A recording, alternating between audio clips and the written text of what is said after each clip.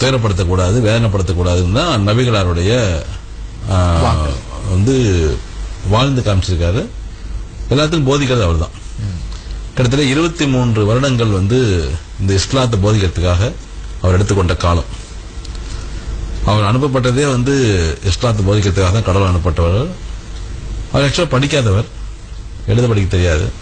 ஆனால் அவர் தான் வந்து அது எழுதியிருக்காரு அப்படின்னா நம்ப முடியாது. ஏன்னா அவ்வளவு வந்து கடந்த கால வாழ்க்கை, நிகழ்கால வாழ்க்கை, எதிர்கால வாழ்க்கை எல்லா காலங்களுக்கும் ஏற்ற மனித குலத்துக்கு இன்னும் வந்து 50,000 வருஷம் இல்ல 50 லட்சம் வருஷம் வந்தாலும் அன்னைக்கு இருக்கிற மக்களுக்கும் பொருந்தக்கூடிய வகையில கொடுக்கப்பட்டது. அல்லாஹ்வுடைய நேரடியான வார்த்தை இது. அப்ப என்னன்னா இந்த எப்படி உயிரை வந்து கொல்லக்கூடாதுன்னு சொல்றாங்க. ஆனா இஸ்லாத்துல வந்து பாத்தீங்கன்னா எல்லாமே வந்து சாப்பிட்றமே, ஹலால் சாப்பிடலாம்னு சொல்றாமே, அப்ப இது பாவம் இல்லையா அப்படிங்கிற ஒரு கேள்வி இருக்கு. இந்த உலகத்துல படைக்கப்பட்ட எல்லா விதமான உயிரினங்களும் மனிதனுக்கு தான். மனிதன் தான் கடைசி படைப்பு. 84 லட்சம் வகையான ஜீவராசிகளை அல்லாஹ் படைக்கிறாரு. அல்லாஹ் படைச்சிட்டு கடைசி படைப்பாக தான் மனித படைக்கிறாரு. அதுலயும் கடைசி படைப்பு பெண் படைப்பு தான். ஃபர்ஸ்ட் ஆண், அப்புறம் கடைசி பெண். அப்போ இந்த உலகத்துல இருக்கக்கூடிய செடிகள், கொடிகள், மலைகள், தாவரங்கள், கிணறுகள், அதாவது எல்லா உயிரினங்களும் எதெல்லாம் இருக்கோ இது எல்லாமே மனிதனுக்காக மட்டும்தான். மனிதன் தான் உச்சக்கட்ட படைப்பு. இறைவனது உச்சக்கட்ட படைப்பு மனித படைப்பு. இறைவனுக்குள் இருக்கும் எல்லா விதமான சக்திகளும் ஒருங்கிணைத்து படைக்கப்பட்ட படைப்பு தான் மனித படைப்பு. அப்ப எல்லாமே மனுஷனுக்காக மட்டும்தான். அப்போ ஒரு உயிரை தேவையில்லாம கொல்லக்கூடாது, தேவையில்லாம துன்புறுத்தக்கூடாது. ஆனால் உணவுக்காக அதை நாம கொள்ளலாம், உணவுக்காக கொள்ளலாம், அதை நாம கொள்ளலாம். அப்ப அந்த உணவுக்காக கொள்ளலாம் அப்படிங்கும்போது 5 விதமாக சொல்லப்படுகிறது. ஒன்று வந்து பன்றியை சாப்பிடக்கூடாதுன்னு சொல்லப்படுகிறது, பன்றிக்கறி. மற்றொன்று தானாக இறந்து போனதை சாப்பிடக்கூடாது. அதே மாதிரி வந்து மிருகங்களை கொன்று சாப்பிடக்கூடிய மிருகங்கள். இப்போ வந்து மானை வந்து சிங்கம் கொள்ளுது இல்லையா, அந்த சிங்கக்கறியை நம்ம சாப்பிடக்கூடாது, சிங்கத்தை நம்ம சாப்பிடக்கூடாது, அது சாப்பிடக்கூடாது. அல்லாஹ்வுடைய பெயரை சொல்லி அறுக்கப்படாததை சாப்பிடக்கூடாது. ரத்தம் இருக்கு இல்லையா, ரத்தம் இருக்கு இல்லையா, இருக்கு, அதை சாப்பிடக்கூடாது. ஆட்டு ரத்தம் இருக்கு இல்லையா, நம்ம சாப்பிடணும் இல்லையா, அதெல்லாம் சாப்பிடக்கூடாது.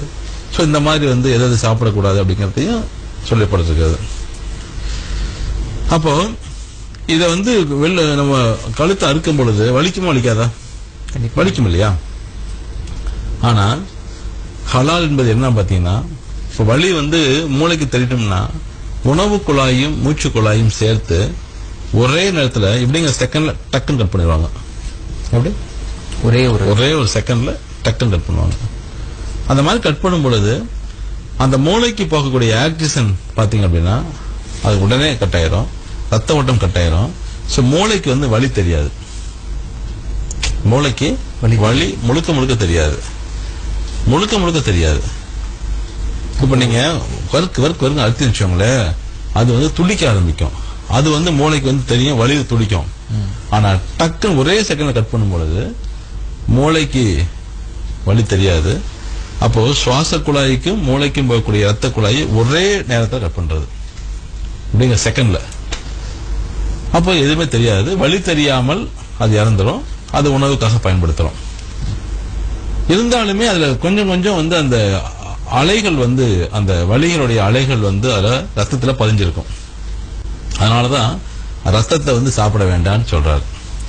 இப்ப நம்ம சாதாரணமாக இப்படி அறுக்கும்பொழுது என்ன நடக்கும் அப்படின்னா, அந்த வலி துடிக்குது இல்லையா, வலியில துடிக்கும் பொழுது அந்த வலி உணர்வுகள் வந்து அந்த தசைகள் எல்லாம் போய் வந்து பரவ ஆரம்பிக்கும்.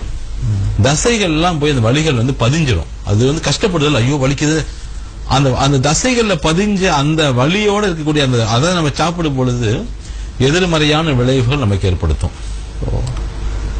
ஆனா ஹலால் அப்படிங்கிற அந்த இறைத்தன்மையான அந்த நிகழ்வுக்குள்ள என்ன நடக்குது அப்படின்னா, முழுக்க வலி தெரியாமல் கட்டாகும் பொழுது எந்த விதமான வலிகளும் தசைகள்ல பதியாது.